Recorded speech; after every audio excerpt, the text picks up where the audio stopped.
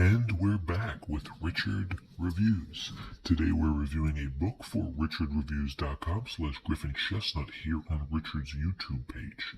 Today Richard will be reviewing a book for us, one of his most prized pieces, which is in his survivalist editorial column.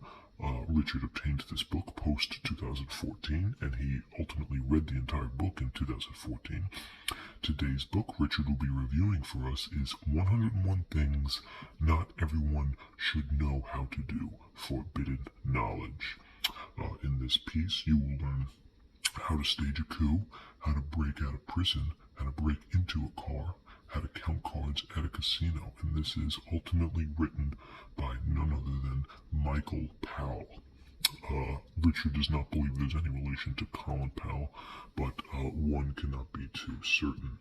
Upon reading the book Being in Time, the philosophical books of the German philosopher, dating back to the early 1900s, Sartre authentically realized his death and ultimately forbid his knowledge. This is where the title of this book gets its reaction to, and the response that Sartre was given to in the early European stages is none other than this fantastic piece. We're going to go over this piece from front to back. We're going to talk how Richard abstains from reading this book, how he cultivates its cultivated knowledge throughout the different European nations, and we're also going to talk about the climax and the characters. This book is more so on the psychoanalysis, in which Freud argued that the condentation in the conscious mind that we breathe is more delicate than the chewing gum of a baby tobacco. This doesn't really mean anything towards the naked eye, but there is something things that our thoughts are kept, according to Freud and people like Carl Jung. This book ultimately shows that there is a modern-day notion in the fact of religion, and we will learn how to actually do these 101 things that everyone should not know how to do.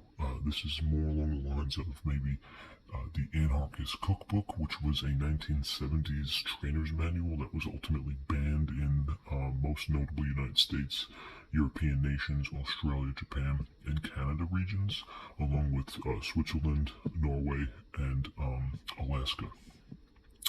This has been a existential piece that Richard has notably had on his list of wanting to get for quite some time. You can click the link in the description for Richard's full-length thesis and response to this, his reaction and his review, which he uploaded to his blog in 2014. This piece is ultimately more of a comical taste for a satire notion where you can divide the knowledge based on your acrylic foundation and your upbringing. Richard himself was brought up in the upstate New York region near Schenectady. Brought up in the religious aspect of Colorado Rockies and the Adirondack hiking range. Richard is a formidable survivalist where he obtained an unconscious position where he started reading Freud and even Tolstoy at a very young age. Richard is therefore known for really celebrating Christmas to its entirety and started his addiction to H2O, commonly known as water, throughout the early years of his teenage livelihood.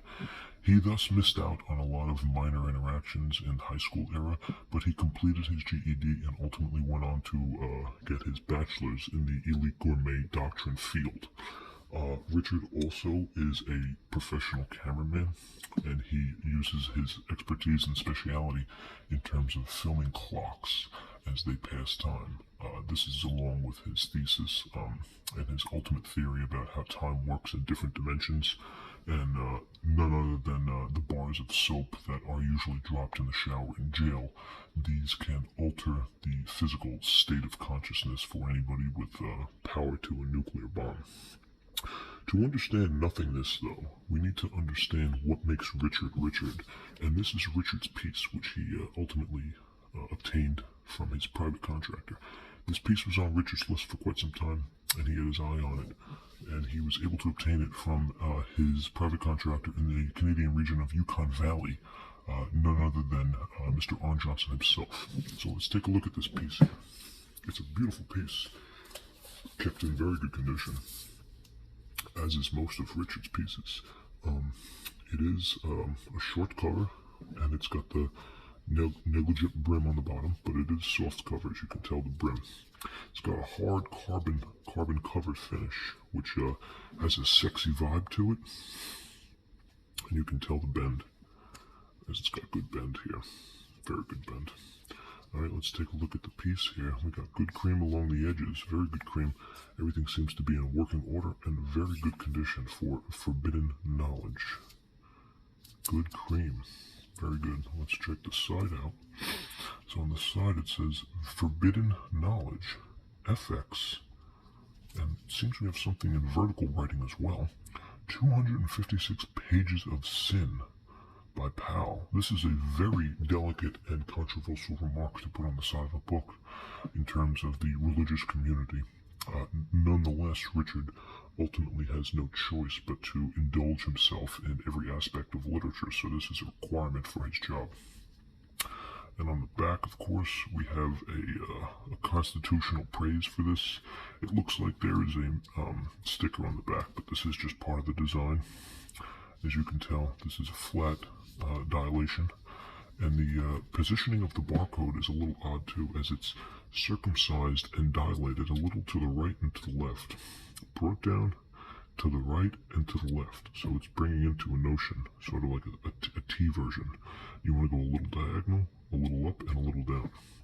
You're going to get this dilation to the right and to the left, okay? And then you have your publishing company's emblem, which is notably a very inappropriate position.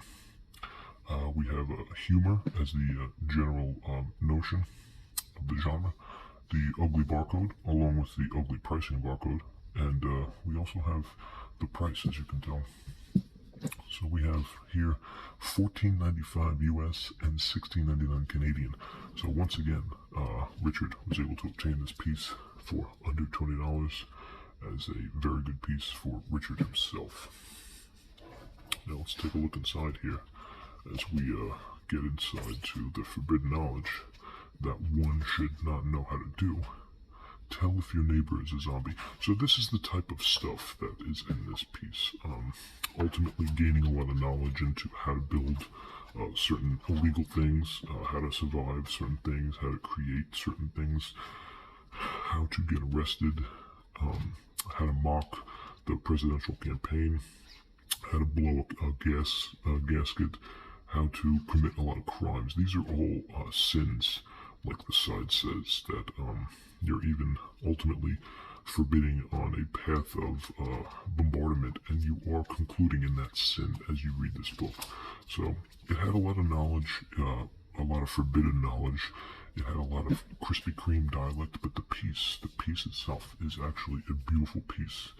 This piece is it's very well put together, as you can see, and it's got some very good weight. We can't tell the weight through YouTube, but as we weigh it, it goes a little bit lower than 30 kilos. So, miraculous piece.